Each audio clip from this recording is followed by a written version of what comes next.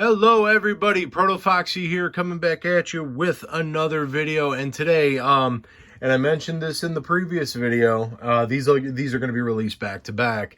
Mentioned in the previous video, I want to do something special for you guys, kind of a box opening review, blah blah blah, of a pair of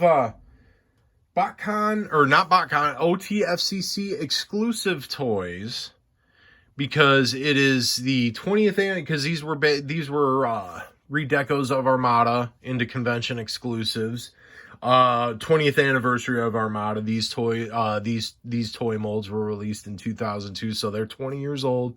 Could have waited another 2 years to do this in 2024, and it would be the 20th anniversary of these releases. But I couldn't wait that long because, as I stated in the previous video for Megazarek, I had pulled them down, and I actually broke the seal on them.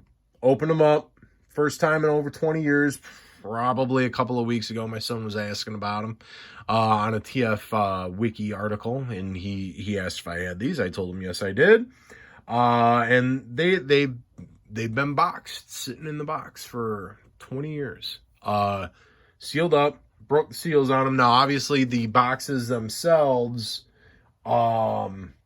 weren't taped sealed shut, but the inner trays and stuff were. Broke the seals, opened up the toys, all that stuff, kind of messed with them, got a little nostalgic, and that was a bit fun, considering that I had never opened these prior to a couple of weeks ago, so they sat in plastic, in cardboard for 20 years. But, you know, as some collectors do, like my collection is a hodgepodge of, you know, boxed, you know, sealed product, and as well as you know, loose toys and such, because I do like messing with my toys. But a lot of the very, very heavy premium stuff like this here stayed in the package and kept it in pretty decent shape. I mean, you can definitely tell by looking at the box now. It's you can definitely tell it's a 20-year-old box. You can see just you know, it's how it goes over time, and this and that. But this one here, now I started to tell the story. I started to tell the story in the Megazarek video, as the camera's shaking. Sorry about that. I started telling the story in the Megazarek video. And I stopped myself because I wanted to really tell the story here, because it's Sentinel Maximus's story to tell. As we get a look at the box, you know, the packaging, all that stuff. Again, this was all the convention exclusives then were released under the original Universe line, not Universe 2.0, which was basically a G1 Redux for Redux purposes. Universe was actually had its own story and this and that. It was originally done for the convention, and then it bled out into a retail line, and that was kind of coinciding with everything. And as you can see, official Collectors Club exclusive, Universe Robots in Disguise, Sentinel Maximus with the Ape Link Minicon. Go through all of that stuff again, till all are one. It has his bio. I'll let that set there for a minute. We got a product shot. Now the story with this is that OTFCC 2004 in Chicago. I believe it was, if I remember correctly, it was the Rosemont Convention Center. Filming these videos back to back, so I didn't go and look it up. But I believe it was the Rosemont Convention Center. I was at, that one, and that was the final one for 3H Enterprises. And now you'll notice there is no 3H marking, no convention exclusive stuff on this here. It just is the packaging. And there's a story behind this one. Now, Megazarek, now the 3H, now everybody wants to hate on Glenn Hallett and 3H and all that stuff. Now, even though 3H doesn't exist anymore, hell, I mean, Glenn Hallett doesn't even, I think, do anything in the Transformers fan community anymore. I mean, outside of probably just being a fan. But he was very ambitious with the BotCon conventions, with 3H Enterprises, with the Hartman brothers, and then when he spun off and took it over and then turned it into the OTFCC, he was very ambitious. And you know, the stories go, and again, I don't know the guy personally, I don't know the situations personally, I only know what I read and following everything, but he got, you know, he was always very ambitious, and just got in financially over his head and everything like that. And the final convention for OTFCC in 2004 that was ran by 3H was a disaster behind the scenes and as far as product availability, because you had two main exclusives. You had Mega Zarek and then you had Sentinel Maximus. Mega Zarek was available at the convention. This was not. He was supposed to be. Something happened with it, and now when you registered, you ordered them, this and that. And hindsight being 2020, I probably should have ordered two of them, but both of these were very, very expensive at the time, which I want to say I spent. I want to say it was $60. I don't want to say it was $50. I know on Mega Zarek I said it was between 50 and 60. I want to say it was $60 for both toys. So 120 bucks for me in 2004. Being a younger adult than I was a 24-year-old man. I wasn't really working a well-paying job at the time, just kind of bouncing around all over the place because I was a young punk. So that was a lot of money to spend, on top of spending the money to register to even go to the convention because it was expensive anyway. And then of course saving it was an event. I was saving money to buy toys, as much young people do, but I regale you with all of that. But this guy wasn't there. He was supposed to be there. There were issues with the product itself. I don't recall if it was shipping issues or if it was just it wasn't going to be done in time.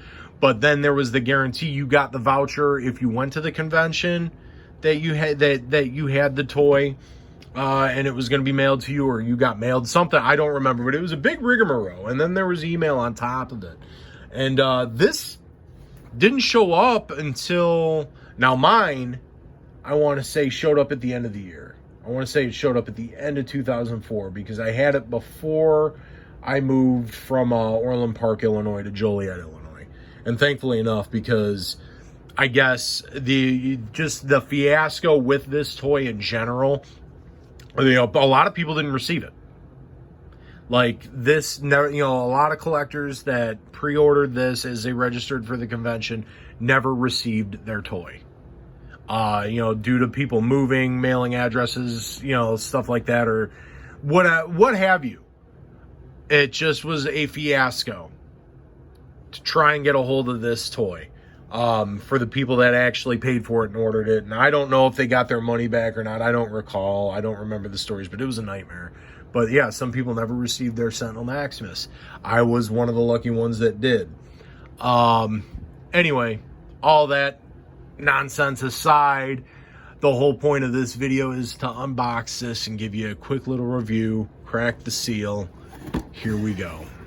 Now, obviously, the box itself isn't sealed. The inner plastic was. I've already opened her up. Got the instruction sheet, which old school instruction sheet used to be folded up. It wasn't like a little booklet or anything like that. And plastic tray. And now he was packaged in his robot mode, unlike Zarek. And like I said, I already broke the seal. So he's not a mint sealed product. He was still mint in box. But here we go. We have Sentinel Maximus, and here he is in robot mode because that's how he was packaged. And we'll get in close. Now, originally, in some early samples, actually he was supposed to have the Universe Wrecker symbol, which is basically an Autobot symbol, but instead of this here for the crest, it was a sledgehammer.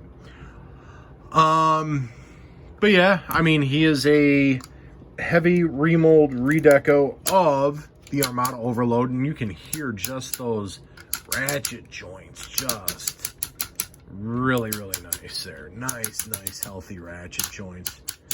Because again, I don't play with this toy, and he is going to go back in his package after this. I just wanted to share them with you as we go over little bits of our time. Now, this toy, Overload, and by turn, it's redeco of Ultra Magnus, and then Sentinel Maximus here, the convention exclusive, is a notorious brick.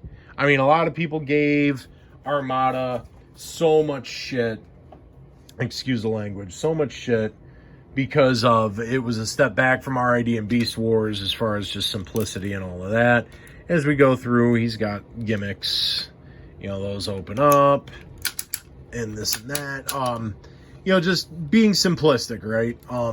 Yeah, heck, even the even the head doesn't rotate or nothing. There's no, he can look into his chest. But infamously, this was a brick. You can kind of get him splaying his feet out like he's standing at attention. And people complained, as they do, being Transformers fans. But you know, famously a brick. And it's what we had. I actually dug this mold. I thought it was neat. I do like this toy because, again, it is a premium product as far as being a deco goes. But his whole thing, this whole mold's thing, and even with this, with Sentinel Maximus, because it's the same thing, it is meant to combine with Armada Prime to form a shoulder cannon artillery deal. Get in together comparison. It is a current Voyager. This is, again, much like Megazera. Oh, no, maybe they considered this a Voyager back then. I'd have to look it up. I want to say this is what they considered a Voyager back then. This is a Voyager now. So we'll go in the inverse and get him into his vehicle mode. So we slide that out, as we can see. Now he poofs. Hi, how you doing? Go ahead and flip the head down. And go ahead and oh, you know what? That's right. Okay. All right, so here's what we do. All right, so we'll go ahead and show you the Minicon robot mode first. If I can get this to go right. If I can't, I'm not going to force it because I'm not going to break this. There we go. Boom. So we get, hi, how you doing? Visible head syndrome. Legs come down, and now this mold, and this is Ape Link for the convention exclusive. He was definitely one of, and then that folds down. All right. Now, this Minicon mold was definitely one of the cooler ones, for sure. Yeah, definitely one of the cooler, bigger Minicon molds for sure, and it looked cool. So we got that. So that's that. We'll go ahead and get him back into vehicle mode, because we're going to go into vehicle mode here. Alright.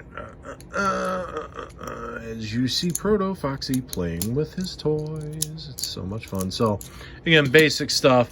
And now we go into the body. If I can remember, oh my god, it's been so long. I want to say it goes like that.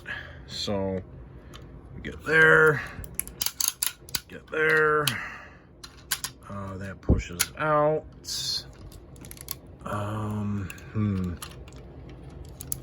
Oh, there we go. Okay, yep. Boom. All right. It's just stiff, and I'm trying not to break anything, because God forbid I break this toy. All right, so then, is that? No, that's not right. Maybe it's that. There we go. Okay, so we rotate those out. Get that like that. Okay, maybe, is that, trying to remember how to do this is a real pain in the butt. Alright, well, and again, it's like now you can kind of see half of, oh, okay. You can kind of see half now of his, I still don't even think that's right. Ugh. Still see half of what would be his shoulder-mounted cannon mode. Trying to remember how this works. Okay. Alright, I think I got this now. I think we got this, guys.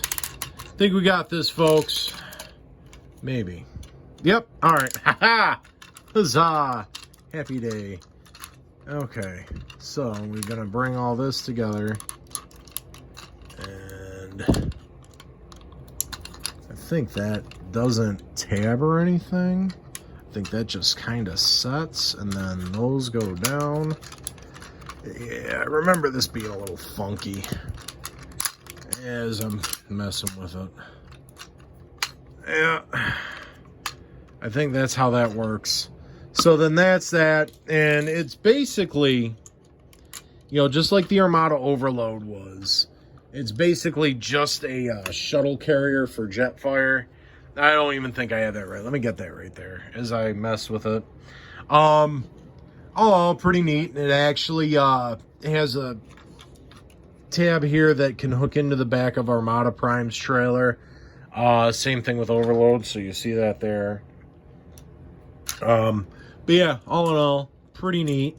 Again, I wanted to do this as a kind of special 20th anniversary of Armada mold stuff, but I also wanted to make it even more special by showing toys that I haven't opened, convention exclusives, very premium products, and just so it's you. So this is the first and last time this is, or no, not the first time. I lie about that.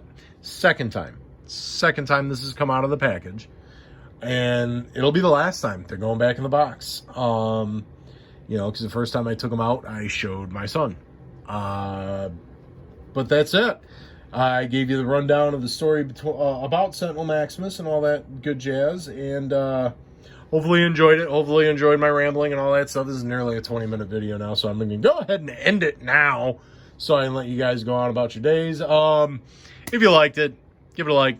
If you did, shoot a subscribe my way. I'd greatly appreciate it. Do I recommend this toy? Again, like I said in the Megazeric video, the secondary market prices are completely insane. The last I checked, if it's your bag, if you want to hunt it down, go for it. The only reason, like I said, why I have them is because I've had them now for 20 years. Because I got them when they were released. Just wanted to share this with you. But if you want to try and hunt them down, who am I to stop you? Again, like the video, give it a like. If you did, choose to subscribe my way, I greatly appreciate it. Wash your hands, wear your masks if you choose to protect yourself and your fellow human beings, and be kind to those said human beings. I'll see you in the next video.